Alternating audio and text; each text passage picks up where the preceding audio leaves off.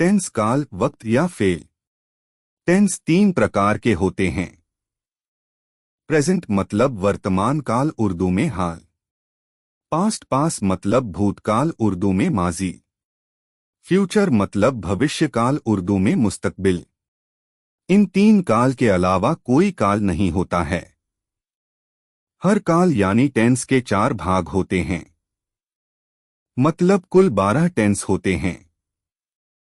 Present tense के 4 भाग, past tense के 4 भाग, फ्यूचर टेंस के 4 भाग, हो गए टोटल 12 टेंस। आइए इनके नाम जानकर एक एक को सरल तरीके से बनाना सीखते हैं। प्रेजेंट टेंस के 4 भाग। Present indefinite tense, present continuous tense, present perfect tense, present perfect continuous tense.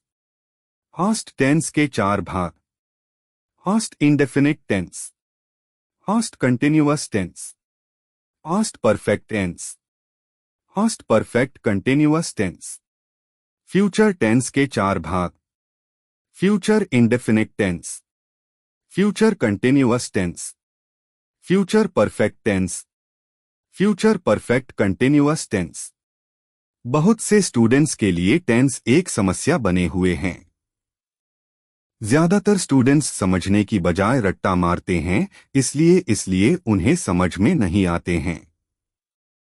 मगर अब घबराने की जरूरत नहीं है, मैं आपको आसान तरीके से समझाऊंगा। आज हम बात करेंगे प्रेजेंट इंडेफिनिट टेंस की। इसमें कोई काम वर्तमान काल यानी हाल में होना बताया जाता है। इसमें वाक्य या जुमले के आखिर में ता है, ती है, ते हैं, ते हो आते हैं। प्रेजेंट इंडेफिनिट टेंस का स्ट्रक्चर इस तरह होता है। सब्जेक्ट प्लस वर्ब की first form plus object. He, she, it या सिंगुलर सब्जेक्ट आने पर वर्ब में एस या ई एस लगाते हैं। आई, वी, यू, दे या प्लूरल सब्जेक्ट आने पर वर्ब में एस या ई एस नहीं लगाते हैं। किस वर्ब में एस लगाते हैं और किस वर्ब में ई एस लगाते हैं, यह मैं वीडियो में आगे बताऊंगा। अभी अपन टेंस बनाना शुरू करते हैं। मैं वहां रोज जाता हूं। आई गो देयर डेली। जाने के लिए गो और रोज के लिए डेली आता है। हम फुटबॉल खेलते हैं। We play football. प्ले का मतलब खेलना। वे दिल्ली में रहते हैं। They live in Delhi. Live का मतलब रहना। कुत्ते रात में भौंकते हैं।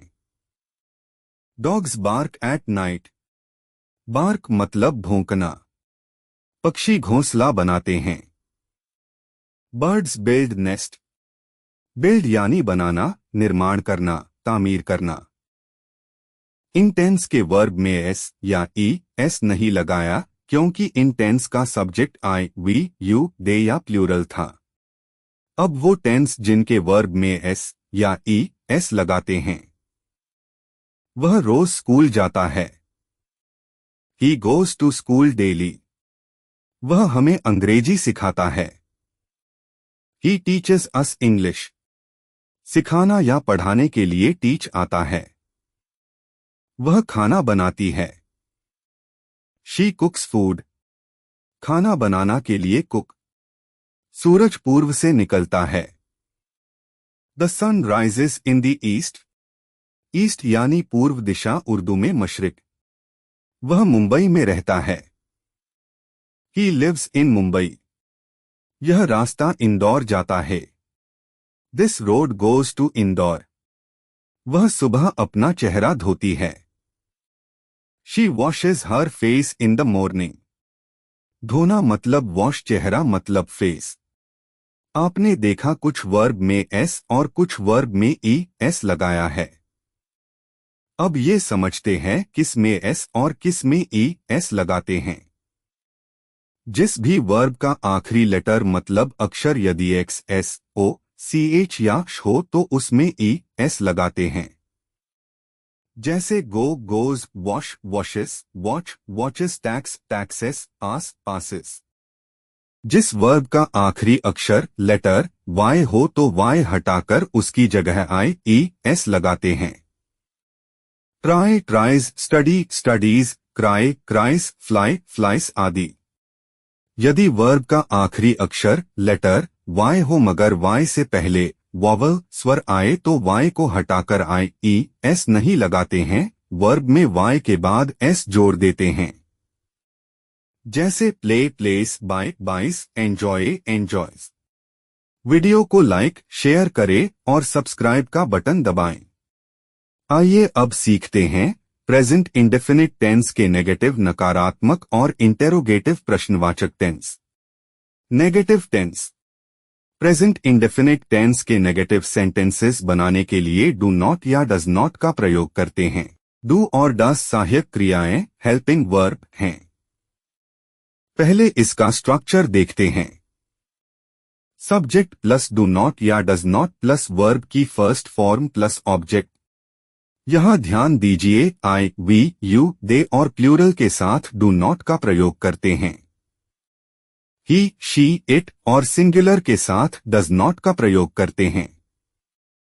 जिस सेंटेंसेस में डज नॉट का प्रयोग करते हैं उन सेंटेंसेस के वर्ब में एस या ई एस नहीं लगाते हैं।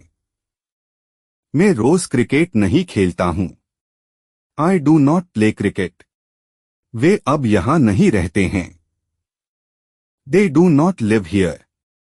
हम उस स्कूल में नहीं पढ़ते हैं। We do not study in that school. Study मतलब पढ़ाई करना है। रीड पढ़ना, किताब, अखबार आदि। तुम अपना काम समय पर नहीं करते हो। You do not do your work on time.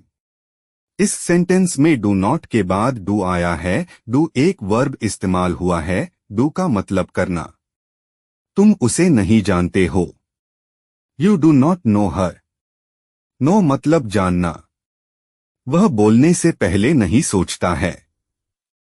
He does not think before speaking. Think मतलब सोचना। वह कपड़े नहीं धोती है। She does not wash clothes. सूरज उत्तर दिशा में नहीं डूबता है। The sun does not set in the north.